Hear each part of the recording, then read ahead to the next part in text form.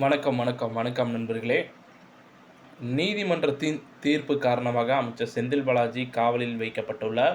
அதை பற்றின ஒரு முழுமையான தகவல் தான் இதில் பார்க்க போகிறோம். நம்ம சேனலுக்கு நீங்கள் புதுசாக இருந்தீங்கன்னா ஒரே ஒரு சப்ஸ்கிரைப் பண்ணி பெல் ஐக்கானை கிளிக் பண்ணி வச்சுக்கோங்க. வாங்க வீடியோக்குள்ளே போகலாம். நீதிமன்ற தீர்ப்பின் காரணமாக அமைச்சர் செந்தில் பாலாஜி காவலில் வைக்கப்பட்டுள்ளார். ஆனால் நீதிமன்ற அனுமதியின்றி மருத்துவ பரிசோதனைக்கு அழைத்து செல்ல முடியாது. அவர் முதலில் காவலில் வைக்கப்பட்டார். ஆனால் அதன் பின்னர் நீதிமன்ற உத்தரவின்படி போலீஸ் கண்காணிப்பின் கீழ் விடுவிக்கப்பட்டார். அமைச்சர் செந்தில் பாலாஜியை 5 நாட்கள் மருத்துவ சிகிச்சைக்காக மருத்துவமனைக்கு அழைத்து செல்ல அனுமதி வழங்கப்பட்டிருக்கிறது. உயர்நீதிமன்றம் முன்பு அவரை 8 நாட்கள் காவலில் வைத்து விசாரிக்க அனுமதித்தது. ஆனால் அவர் மருத்துவ வசதியில் இருந்ததால் போலீஸ் விசாரணைக்காக அவர் காவலில் எடுக்கப்படவில்லை. அவர் மருத்துவமனையில் கழித்த நாட்களை காவல் நாட்களாக கருத வேண்டுமா என்பது குறித்த சட்ட விவாதத்திற்கு நிலைமை வழிவகுத்தது. அமைச்சர் செந்தில் பாலாஜி சமீபத்தில் மருத்துவமனையில் தங்கியிருந்த போதிலும் அவருக்கு 5 நாள் காவலில் வைக்க உயர்நீதிமன்றம் அனுமதி வழங்கியது.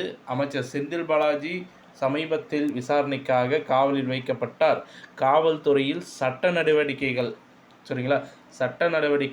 தொடங்கின. லஞ்ச ஒழிப்புத்துறையினரால் விசாரிக்க திட்டமிடப்பட்டு அவர் தினமும் சுமார் 50 கேள்விகளுக்கு பதிலளிக்க அவருக்கு ஒரு வாய்ப்பு வழங்கப்பட்டுள்ளது. அவர் தற்போது நுங்கம்பாக்கம் காவல் நிலையத்தில் இதற்காக பிரத்யேகமாக அமைக்கப்பட்ட அறைக்குள் விசாரணைக்கு உட்படுத்தப்பட்டுள்ளார். காவல் நிலையத்திற்கும் அவர் தங்கியிருந்த மருத்துவ வசதிக்கும் இடையே உள்ள தூரம் சிறியது.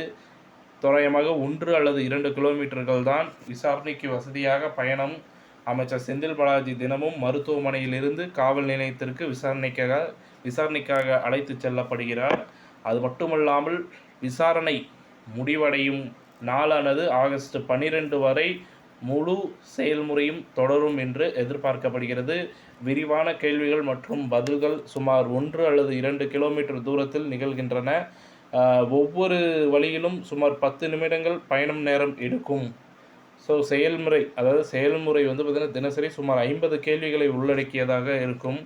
அது மட்டும் இல்லாமல் மேலும் விரிவான பதில்களை பார்த்திங்கன்னா அமைச்சர் செந்தில் பாலாஜி அவர்கள் வழங்குவதற்கு அனுமதிக்கப்படுகிறார். விசாரணையின் போது அவர் வழக்கறிஞர்களுடன் இருக்கிறார். மேலும் அவர் தனது பதில்களை தெளிவுபடுத்தவும் முடியும். இந்த முறையில் அவரை பார்த்திங்கன்னா விசாரணை செய்யும் பொழுது சட்ட நடைமுறைக்கு தினமும் மீண்டும் பார்த்திங்கன்னா உள்ளாக்கப்படுகிறார் அப்படின்றத நிதர்சனமான உண்மை. சுருக்கமாக சொல்லணும்னா அமைச்சர் செந்தில் பாலாஜி தற்போது நியமிக்கப்பட்ட காவல் நிலையத்தில் விசாரணைக்கு உட்படுத்தப்பட்டு வருகிறார். மேலும் அவர் தினமும் மருத்துவ வசதியிலிருந்து காவல் நிலையத்திற்கு விசாரணைக்காக அழைத்து செல்லப்படுகிறார். விசாரணை ஆகஸ்ட் 12ஆம் தேதி வரை தொடரும் என எதிர்பார்க்கப்படுகிறது. இந்த தகவல் உங்களுக்கு பிடிச்சிருந்தா லைக் பண்ணுங்கள், ஷேர் பண்ணுங்கள். மறக்காமல் நம்ம சேனலை சப்ஸ்கிரைப் பண்ணி பெல் ஐக்கானை கிளிக் பண்ணி வச்சுக்கோங்க. நன்றி, வணக்கம்.